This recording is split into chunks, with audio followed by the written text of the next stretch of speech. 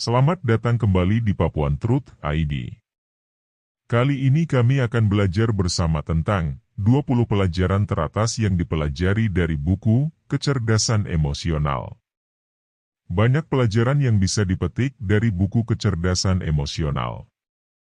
Buku yang ditulis oleh Daniel Goleman ini membedakan antara kecerdasan rasional dan kecerdasan emosional. Satu rasional dan emosional. Disebutkan dalam buku itu bahwa ada dua bagian kecerdasan yang berbeda. Sepanjang hidup kita membuat keputusan dengan dipengaruhi oleh kedua jenis kecerdasan ini. Siapa kita, apa yang kita lakukan, reaksi kita bergantung sepenuhnya padanya. Alasan yang mendasari tindakan kita yang sangat cerdas atau perilaku kita yang irasional tetapi menyenangkan bergantung pada dua jenis kecerdasan ini. 2 IQ tidak sepenting yang kita pikirkan. IQ tidak bisa membuat Anda menjadi karyawan yang baik. Itu membuat Anda lulus dari sekolah, tetapi tidak dapat menemukan pekerjaan untuk Anda. Ketika Anda pergi ke wawancara kerja, diploma Anda tidak dapat menjawab pertanyaan selama wawancara. Anda harus memiliki komunikasi yang baik dengan orang yang akan mempekerjakan Anda. Itu semua tergantung pada kecerdasan emosional Anda. 3 bidang kecerdasan emosional.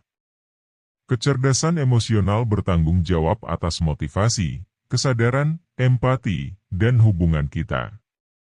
Semuanya saling berhubungan, dan jika Anda buruk dalam satu hal, kemungkinan besar Anda akan buruk dalam hal lainnya. 4 otak emosional lebih kuat.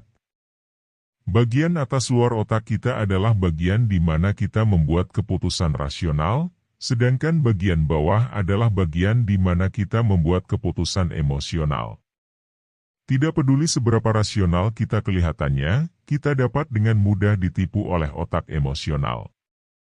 Kita dapat menemukan alasan untuk mengelabui otak rasional agar melakukan apa yang diinginkan otak emosional.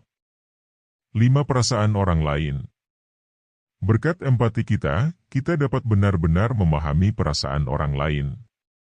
Jika kita tidak bisa membedakan antara orang yang bahagia atau orang yang marah, akan terjadi kekacauan yang luar biasa. Di luar dua emosi dasar ini, kita harus mengembangkan kemampuan untuk berempati. Tanpa empati, aspek komunikasi kita sangat terpengaruh. 6 motivasi.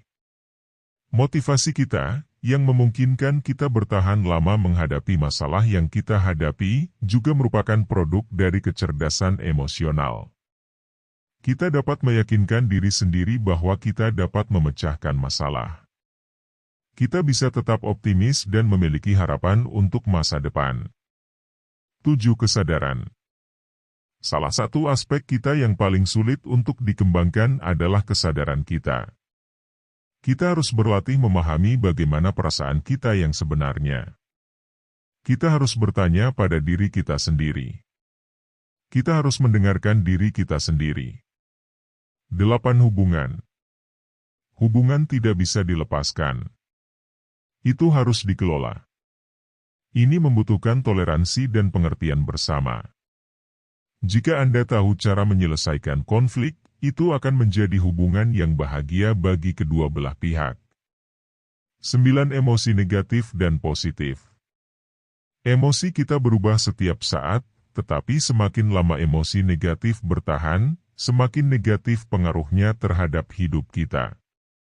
Itu mencegah kita untuk berhasil dalam pekerjaan dan hubungan kita. Untungnya, perasaan ini tidak sulit untuk diubah. Anda dapat belajar mengubah emosi negatif menjadi emosi positif. 10 produktivitas.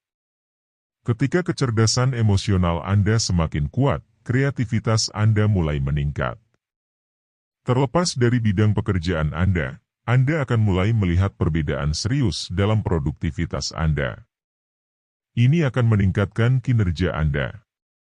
Jam kerja yang lebih lama memungkinkan Anda bekerja dengan efisiensi yang sama. 11 kecerdasan emosional adalah kunci kesuksesan. Karena kita tidak dapat menjalani kehidupan yang terlepas dari emosi kita, Semakin tinggi kecerdasan emosional kita, semakin tinggi pula kualitas hidup kita. Kita tahu bahwa manajer yang sukses adalah ahli dalam mengelola kecerdasan emosional mereka. Anda juga dapat mengambilnya sebagai contoh. 12 Kepemimpinan. Seorang komandan tidak dapat mengarahkan seluruh pasukan dengan mengatakan, "Kita akan berperang." Anda tidak dapat mengelola tim hanya dengan mengatakan apa yang harus dilakukan. Anda perlu memahami perasaan dan tingkat motivasi tim Anda saat ini. Anda harus mendorong mereka untuk bekerja. Anda harus menggunakan kecerdasan emosional Anda untuk semua ini. 13 Tim. Tim berbakat rata-rata yang rukun satu sama lain lebih produktif daripada tim berbakat yang tidak rukun. Tidak masalah seberapa baik tim dengan kecerdasan emosional rendah mengendalikan angka. Mereka bahkan tidak dapat memutuskan apa yang harus dilakukan. 14 Stres.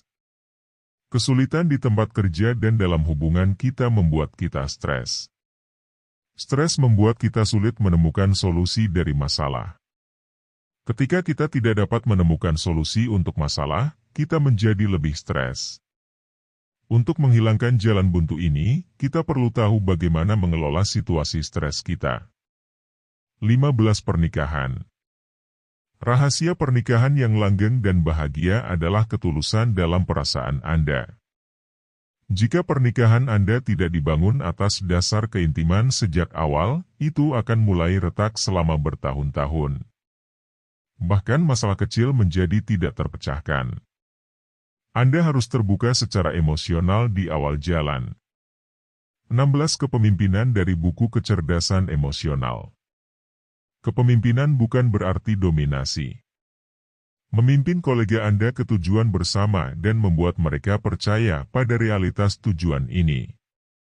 Pemimpin yang sukses adalah mereka yang dapat menjaga motivasi timnya tetap hidup selama bertahun-tahun.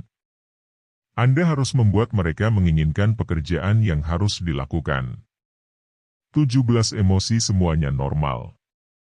Kemarahan, kebencian, cinta, kebahagiaan. Anda dapat memahami kapan dan dalam keadaan apa perasaan ini akan muncul dengan mengikuti diri Anda sendiri. Anda mungkin memiliki perasaan ini tergantung pada bagaimana Anda menafsirkan peristiwa yang Anda hadapi. Yang penting adalah mampu bereaksi secara independen dari perasaan Anda. Anda mungkin mendapati diri Anda membuat janji yang tidak dapat Anda tepati karena Anda bahagia, atau Anda mungkin menggunakan kekerasan saat Anda marah. 18 Mampu mengekspresikan emosi Anda. Tidak semua orang memiliki tingkat empati yang sangat baik. Anda mungkin berada dalam situasi yang sulit segera. Anda mungkin merasa buruk, tetapi orang mungkin tidak memahaminya. Dalam situasi ini, Anda mungkin perlu mengungkapkan perasaan Anda sedikit lebih langsung. 19 Kamu bukan emosimu. Terus lakukan apa yang perlu Anda lakukan, tidak peduli bagaimana perasaan Anda.